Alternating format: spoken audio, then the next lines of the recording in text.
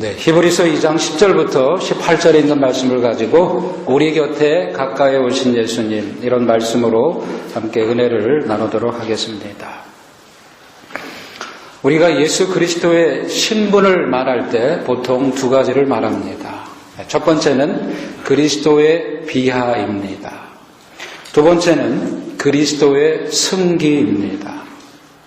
승기라는 말은 예수님의 신분이 높아지심을 말합니다.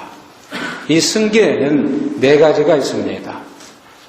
첫 번째가 부활, 승천, 그 다음에 하나님의 우편에 앉아 계심, 그리고 예수 그리스도의 재림을 말합니다.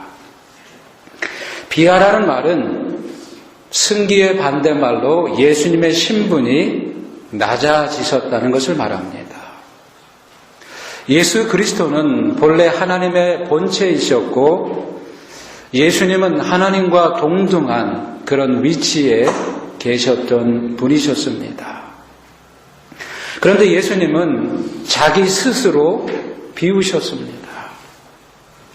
하나님으로서의 높은 지위를 다 버리시고 종의 형체를 입어 사람으로 낮아지셨습니다.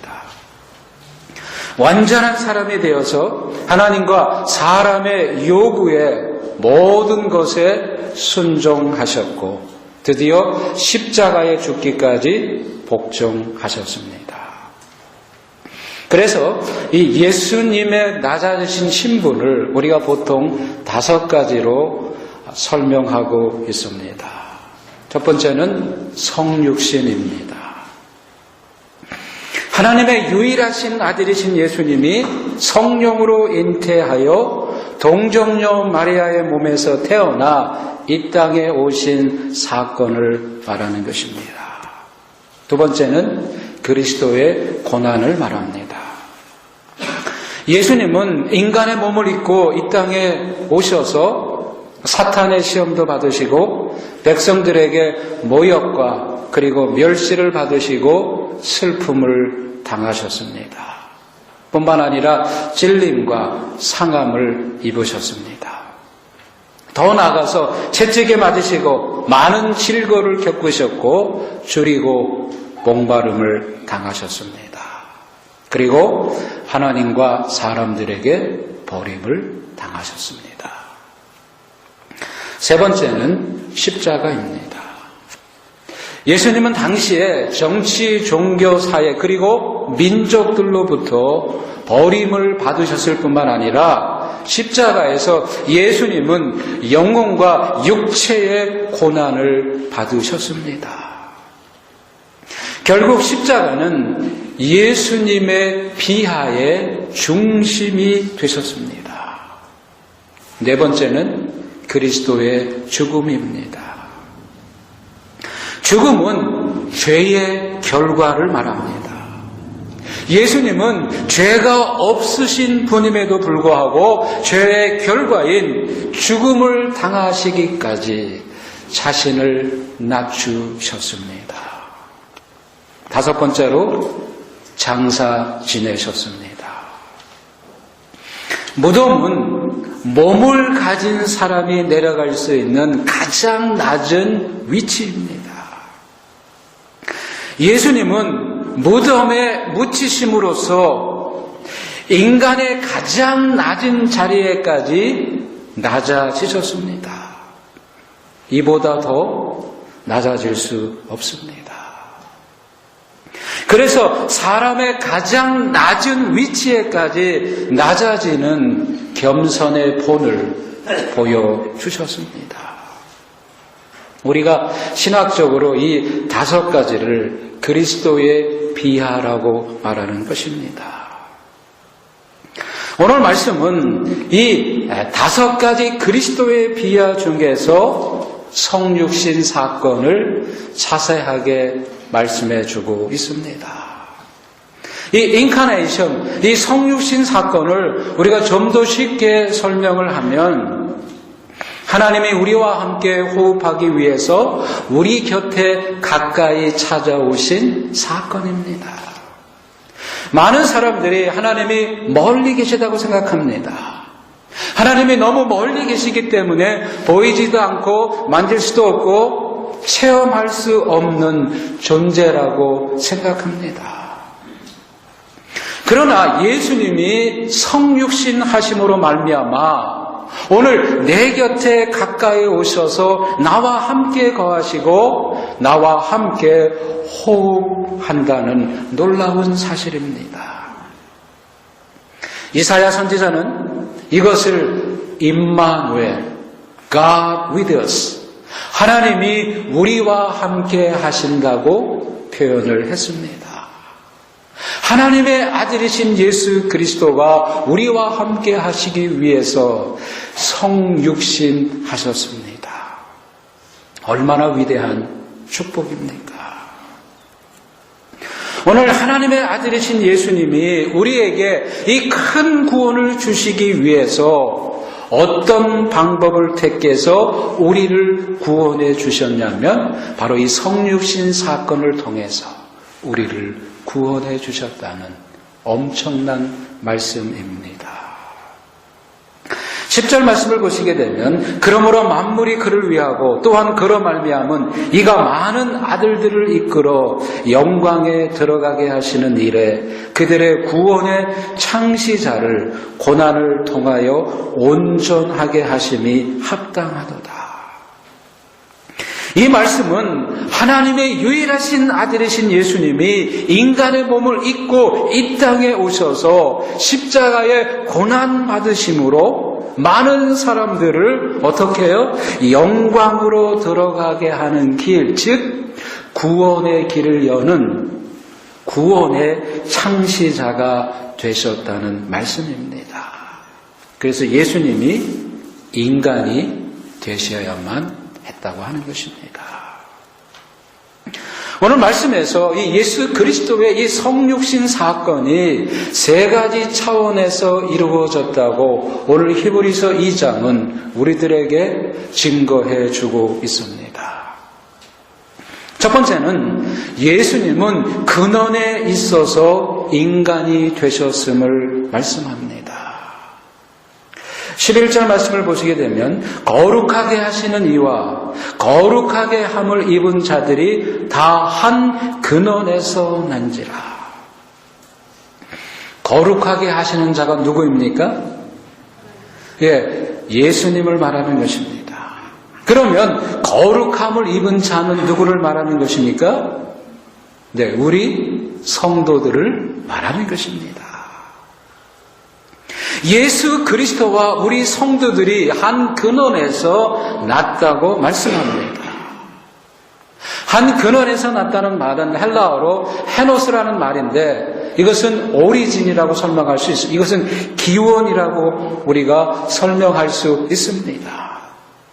그래서 어떤 학자는 이 기원을 아담이라고 말합니다.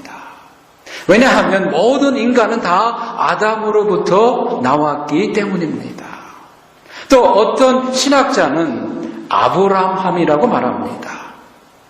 왜냐하면 모든 택한 자의 도상이 아브라함이기 때문에 그렇습니다. 우리가 예수님의 족보를 설명할 때도 예수 그리스도가 아브라함의 자손인 것을 설명하고 있지 않습니까? 그러나 여기서 헤노스는 하나님이 근원이 되신다는 말로서 예수 그리스도와 우리 성도들은 모두 다 하나님에게서 나왔다는 말씀입니다.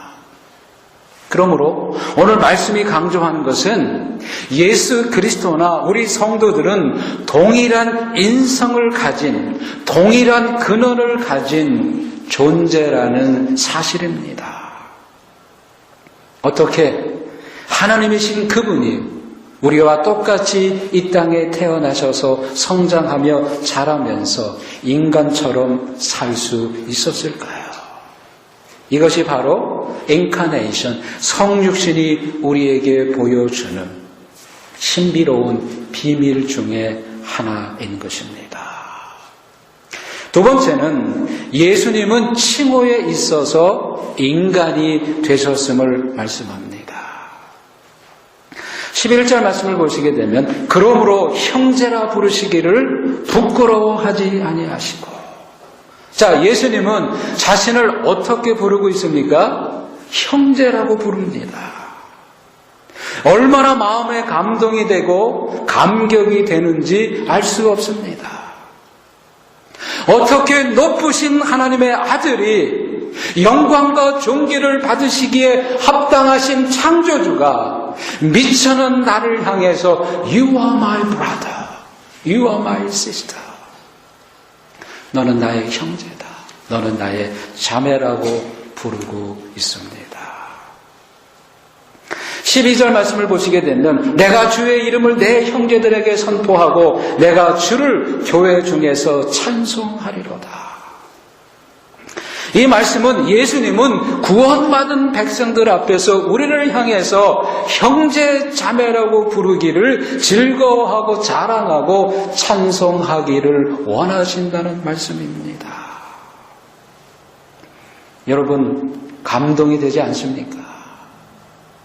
그래서 예수님이 우리를 형제 자매로 불러주셔서 어떤 교단에서는, 어떤 교회에서는 호칭을 부르게 될 때에 형제님, 자매님이라고 부르게 된다고 하는 것입니다. 특별히 예수님은 나를 그냥 형제 자매로 부르시는 것이 아니라 나를 사랑하시고 나를 케어하시는 형님 같은 존재입니다. 그래서 옛날 찬송가 426장을 보면 예수님을 어떻게 묘사하고 있습니까? 난리하여 난리하여 예수 간구하시네. 형님같이 대신하여 중한 고통 당했네. 거룩하신 보좌 앞에 항상 주 여호와께 나의 죄 사하시기를 쉬지 않고 계시네. 여기에 묘사된 예수님은 형님 같은 예수님. 어떤 형님입니까? 나를 위해 대신 고통 당해주신 형님. 나를 위해 지금도 쉬지 않고 중보 기도해 주시는 형님이 바로 성육신 하신 예수 그리스도라고 말씀합니다. 오늘 하나님이신 예수 그리스도가 우리 곁에 가까이 다가이 오셔서 우리를 동일한 형제 자매로 대해준다는 사실이 얼마나 놀라운 축복입니까? 여러분, 이 사실이 믿어지십니까? 아멘입니까, 여러분? 네. 세 번째는 예수님은 소속 관계에 있어서 인간이 되셨음을 말씀합니다.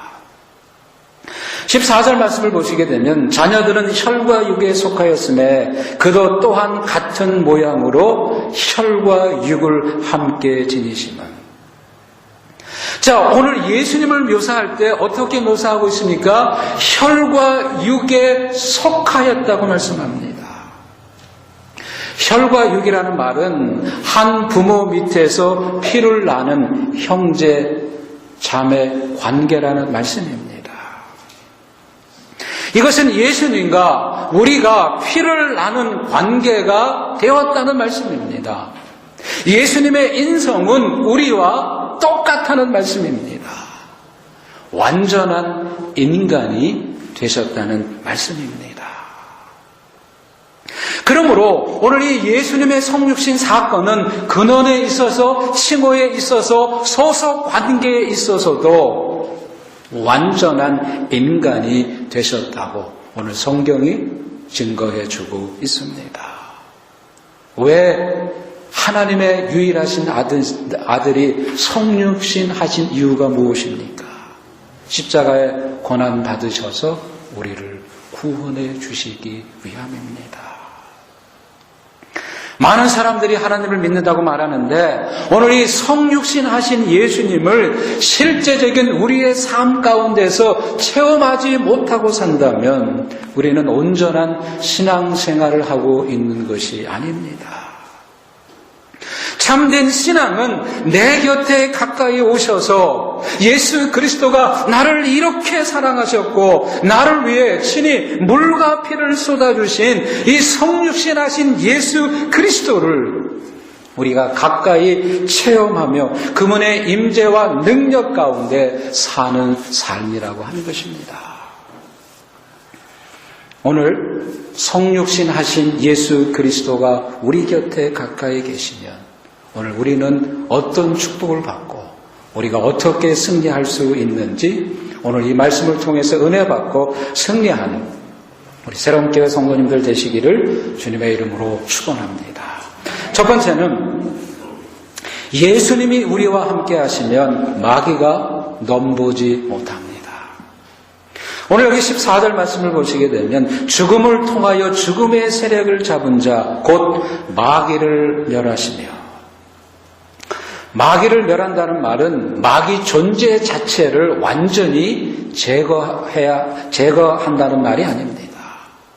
마귀의 권세를 결박한다는 뜻입니다. 우리가 요한계시록 20장을 보시게 되면 예수님께서 재림하시고 그 다음에 천년 왕국이 다 끝난 이후에 이 마귀를 사로잡아서 그때 불과 유황불 속에 던진다고 말씀합니다.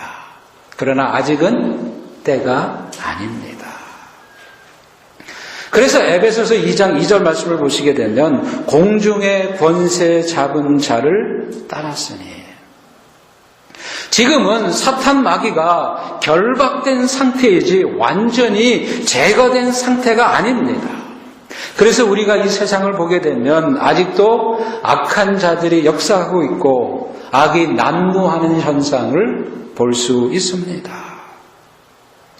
마귀의 세력이 우리 주변에 상당한 세력을 펼쳐지는 것처럼 보이지만, 그러나 성육신하신 예수 그리스도가 우리의 삶의 주인이 되면 마귀가 우리를 함부로 넘볼 수가 없고 우리를 대적할 수 없다는 말씀입니다.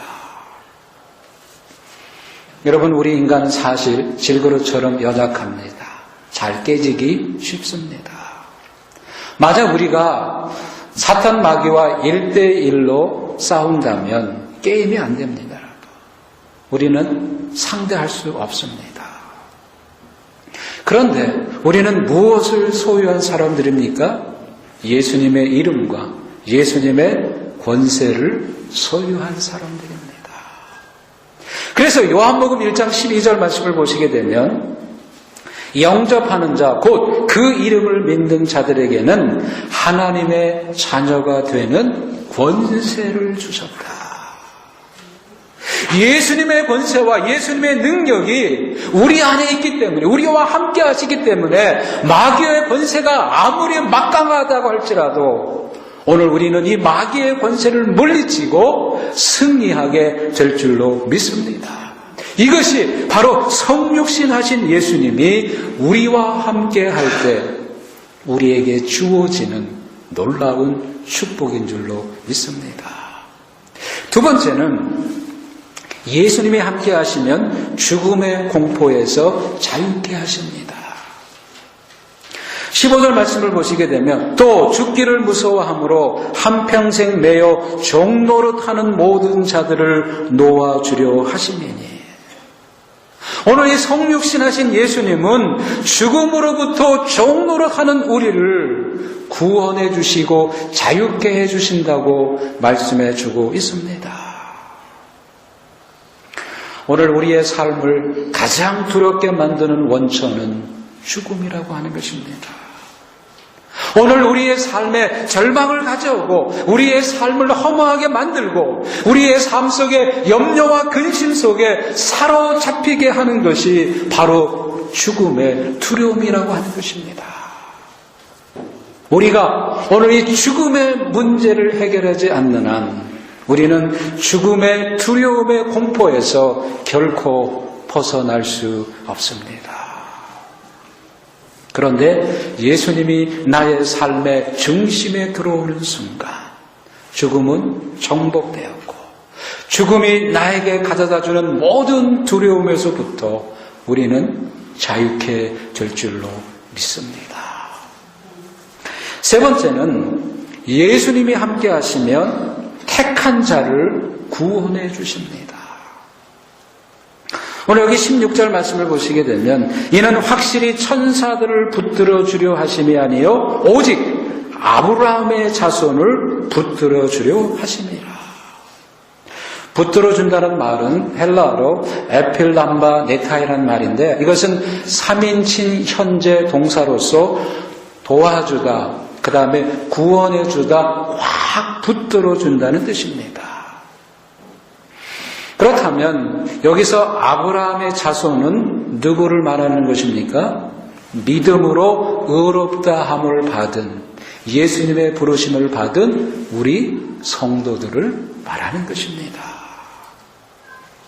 예수님이 이 세상에 오셔서 십자가에 달려 죽으신 것은 천사를 붙들어 주는 것이 아니라 바로 아브라함의 자손인 우리 성도들이 이 세상에서 살아가게 될 때 흔들리지 않도록 붙잡아주고 도와주신다는 말씀입니다. 우리에게 얼마나 힘이 되고 위로가 될 줄로 믿습니다. 네 번째는 예수님이 함께 하시면 고난의 아픔을 함께 나눌 수 있습니다. 17절 말씀을 보시게 되면 그러므로 그가 범사의 형제들과 같이 되심이 마땅하도다. 이는 하나님의 일에 자비하고 신실한 대제사장이 되어 백성의 죄를 속량하려 하심이라. 예수님은 완전한 인성을 가지셔서 제사장의 역할을 감당하시어 드디어 십자가에서 죽으셔서 우리를 구원하셨고 우리의 고난을 예수님께서 도와주실 수 있다고 말씀합니다. 우리가 아파할 때 예수님이 우리의 아픔을 도와주실 수 있습니다. 우리가 눈물을 흘릴 때, 우리가 고통당하게 될 때 그 고통을 예수님이 도와주실 수 있습니다. 그 이유가 무엇입니까? 18절 말씀을 보시기 바랍니다. 그가 시험을 받아 고난을 당하셨은 즉 시험 받는 자들을 능히 도우실 수 있느니라. 예수님 자신이 우리와 같은 똑같은 인성을 가지셔서 우리와 똑같은 시험과 고난과 질고를 겪으셨기 때문에 고난 당하는 우리를 도와주실 수 있다고 말씀합니다. 이사야 53장 3절 말씀을 보시게 되면 그는 멸시를 받아 사람들에게 버림받았으며 간고를 많이 겪었으며 질고를 아는 자.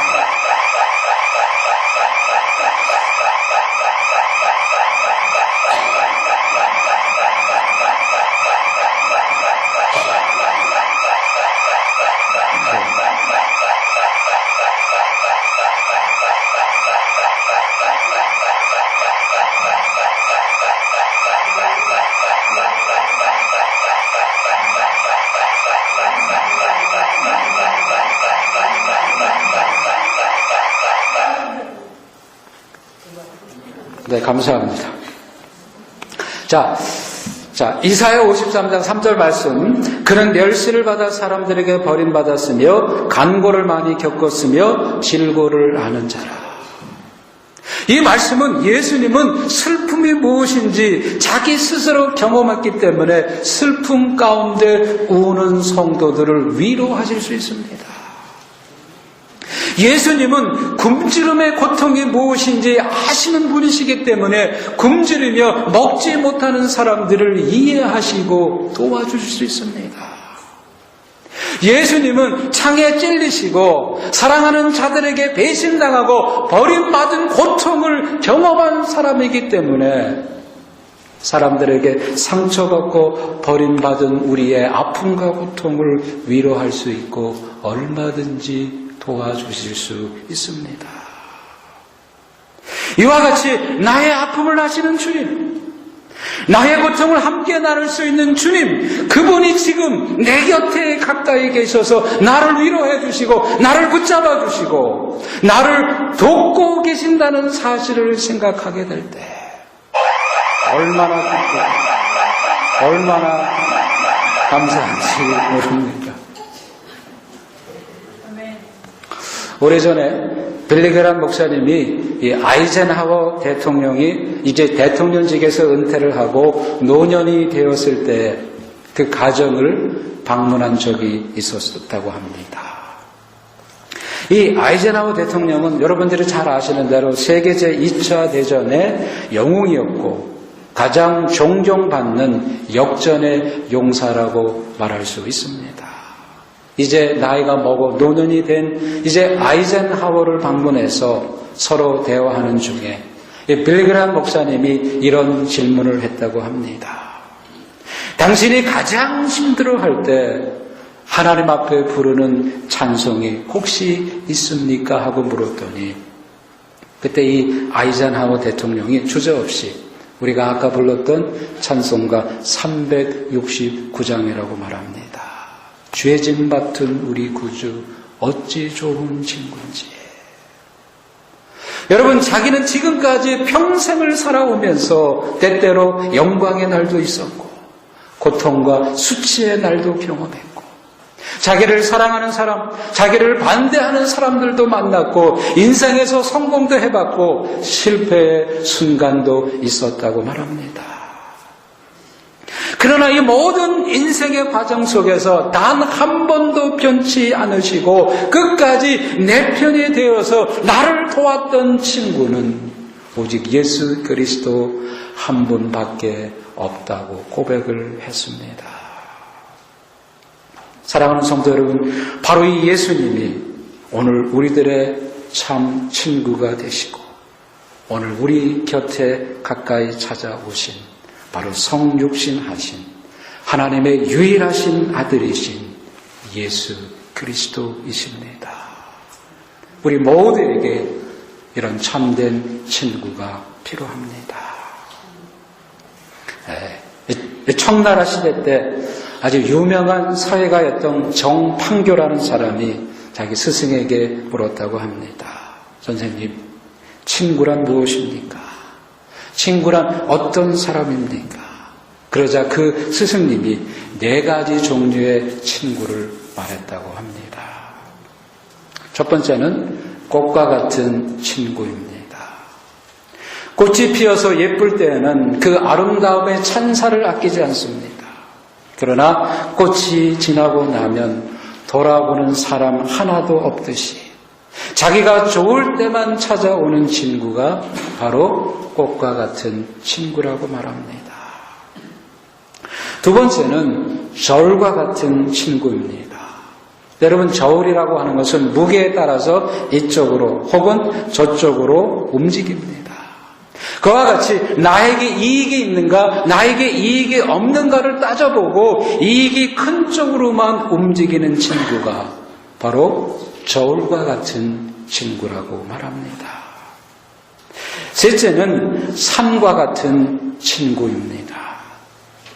산이라고 하는 것은 온갖 새와 짐승의 안식처이고 멀리 보거나 가까이 보거나 늘 그 자리에서 사람들을 반겨줍니다. 그처럼 생각만 해도 편안하고 마음 든든한 친구가 바로 산과 같은 친구라고 말합니다. 네 번째는 땅과 같은 친구입니다. 여러분, 땅이라고 하는 것은 못 생명의 싹을 틔워주고 곡식을 길러주고 누구에게든지 조건 없이 기쁜 마음으로 은혜를 베풀어줍니다. 한결같은 마음으로 지지해주는 친구가 바로 땅과 같은 친구라고 말합니다. 사랑하는 성도 여러분, 진정한 친구는 우리가 단순히 오래 알고 지낸 친한 사람이 아닙니다. 뜻을 같이 하는 사람, 즉 동지이어야 합니다. 여러분, 동지란 말을 제가 사전에서 찾아봤더니 이렇게 풀이를 했습니다. 목적이나 뜻을 같이 하여 의지가 투철한 사람이 동지라고 말합니다. 우리는 친구를 넘어서 동지가 되어야 됩니다. 진정한 우정이란 단순히 오래된 정인이 아니라 같은 방향을 보고 함께 걸어갈 수 있는 동지가 되어야 합니다. 오늘 우리 주변을 보게 되면 오래 알고 지낸 친구는 많지만 그러나 뜻을 같이 하는 동지는 많지 않습니다. 뜻을 같이 한다고 하는 것은 방향을 함께 같이 한다는 것과 일맥상통하는 것입니다. 다시 말하면 같은 목적과 같은 방향을 함께 바라보면서 함께 꿈을 같이 꾸고 함께 만들어가는 사람, 그런 사람이 진정한 친구이고 평생 동지라고 말할 수 있습니다. 바로 이 친구가 우리 곁에 계신 성육신하신 예수 그리스도라고 말씀합니다. 사랑하는 성도 여러분, 오늘 우리 곁에 가까이 오신 친구 되신 예수님을 오늘 우리의 삶의 구원자로 영접하시고 그리고 우리에게 큰 구원을 주신 이 구원을 오늘 우리가 소중하게 여기며 그리고 나에게 이 구원을 주신 예수 그리스도를 전하며 사는 우리 새롬교회 성도님들 되시기를 주님의 이름으로 축원합니다. 기도하겠습니다.